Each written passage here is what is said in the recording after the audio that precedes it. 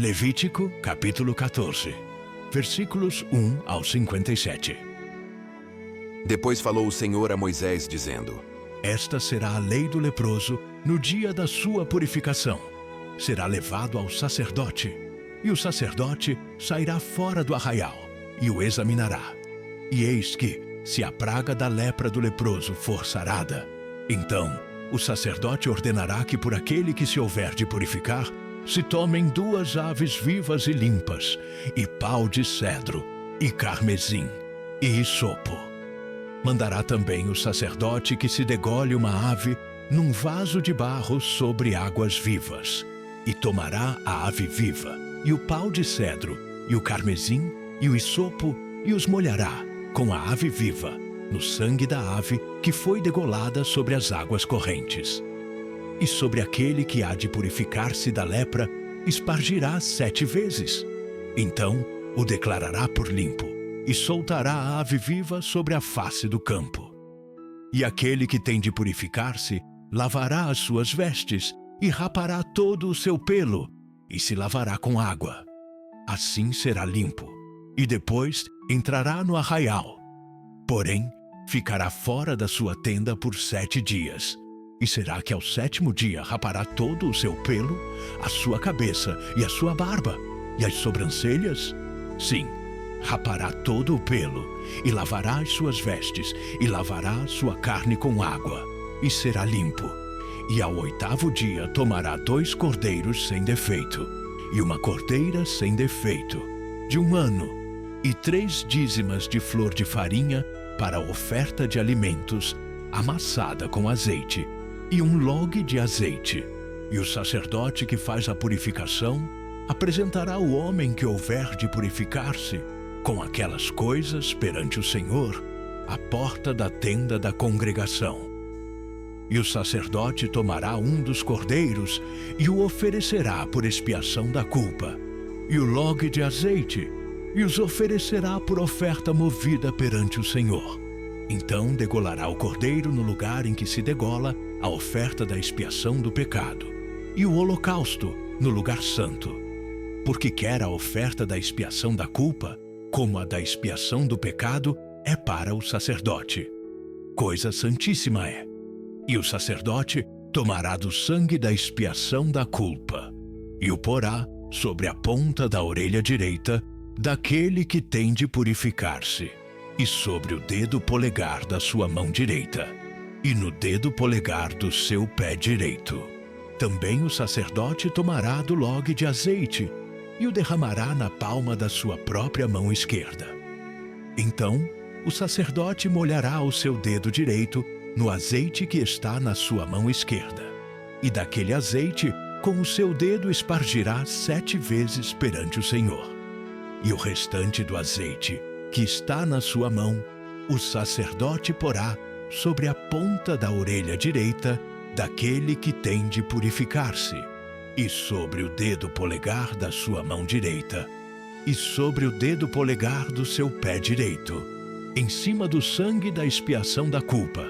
E o restante do azeite que está na mão do sacerdote, o porá sobre a cabeça daquele que tem de purificar-se.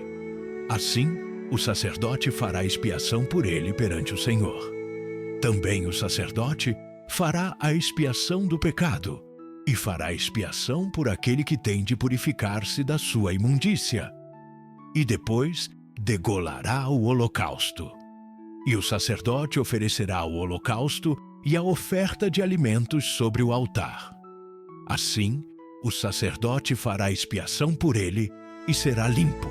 Porém, se for pobre e em sua mão não houver recursos para tanto, tomará um cordeiro para a expiação da culpa em oferta de movimento, para fazer expiação por ele, e a dízima de flor de farinha, amassada com azeite, para a oferta de alimentos, e 1 log de azeite, e 2 rolas ou 2 pombinhos, conforme as suas posses, dos quais um será para expiação do pecado, e o outro para holocausto.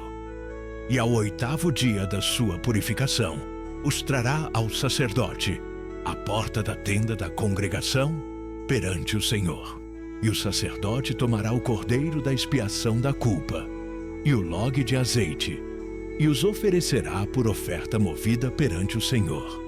Então degolará o cordeiro da expiação da culpa, e o sacerdote tomará do sangue da expiação da culpa, e o porá sobre a ponta da orelha direita daquele que tem de purificar-se, e sobre o dedo polegar da sua mão direita, e sobre o dedo polegar do seu pé direito. Também o sacerdote derramará do azeite na palma da sua própria mão esquerda. Depois o sacerdote com o seu dedo direito espargirá do azeite que está na sua mão esquerda, 7 vezes perante o Senhor. E o sacerdote porá do azeite que está na sua mão na ponta da orelha direita daquele que tem de purificar-se, e no dedo polegar da sua mão direita, e no dedo polegar do seu pé direito, no lugar do sangue da expiação da culpa. E o que sobejar do azeite que está na mão do sacerdote, porá sobre a cabeça daquele que tem de purificar-se, para fazer expiação por ele perante o Senhor. Depois oferecerá uma das rolas ou um dos pombinhos, conforme suas posses. Sim, conforme as suas posses, será um para expiação do pecado, e o outro para holocausto com a oferta de alimentos. E assim o sacerdote fará expiação por aquele que tem de purificar-se perante o Senhor. Esta é a lei daquele em quem estiver a praga da lepra, cujas posses não lhe permitirem o devido para a purificação.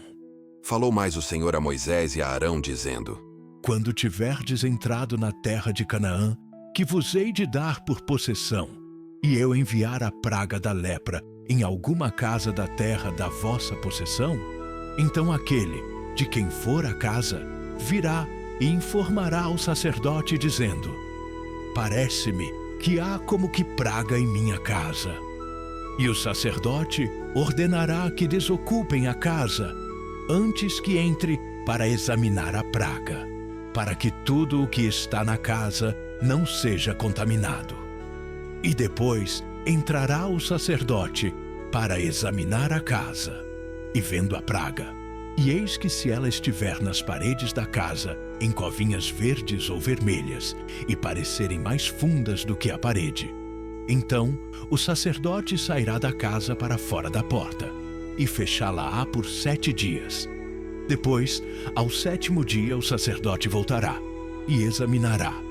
E se vir que a praga nas paredes da casa se tem estendido, então o sacerdote ordenará que arranquem as pedras em que estiver a praga, e que as lancem fora da cidade, num lugar imundo, e fará raspar a casa por dentro ao redor. E o pó que houverem raspado, lançarão fora da cidade, num lugar imundo. Depois tomarão outras pedras e as porão no lugar das primeiras pedras, e outro barro se tomará, e a casa se rebocará. Porém, se a praga tornar a brotar na casa, depois de arrancadas as pedras e raspada a casa, e de novo rebocada, então o sacerdote entrará e examinará.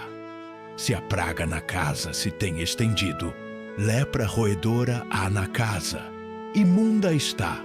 Portanto, se derribará a casa, as suas pedras e a sua madeira, como também todo o barro da casa, e se levará para fora da cidade a um lugar imundo.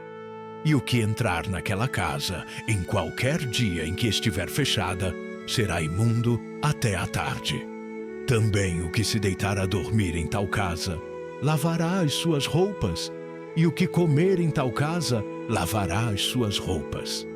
Porém, tornando o sacerdote a entrar na casa e examinando-a, se a praga não se tem estendido, depois que a casa foi rebocada, o sacerdote a declarará por limpa, porque a praga está curada. Depois tomará para espiar a casa 2 aves, e pau de cedro, e carmesim e risopo, e degolará uma ave num vaso de barro sobre águas correntes. Então tomará pau de cedro, e o hisopo, e o carmesim, e a ave viva, e os molhará no sangue da ave degolada e nas águas correntes, e espargirá a casa 7 vezes. Assim espiará aquela casa com o sangue da ave, e com as águas correntes, e com a ave viva, e com o pau de cedro, e com o hisopo, e com o carmesim. Então soltará a ave viva para fora da cidade, sobre a face do campo. Assim fará expiação pela casa, e será limpa.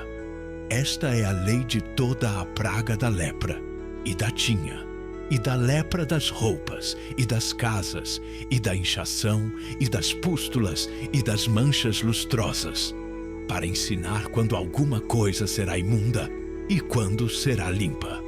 Esta é a lei da lepra.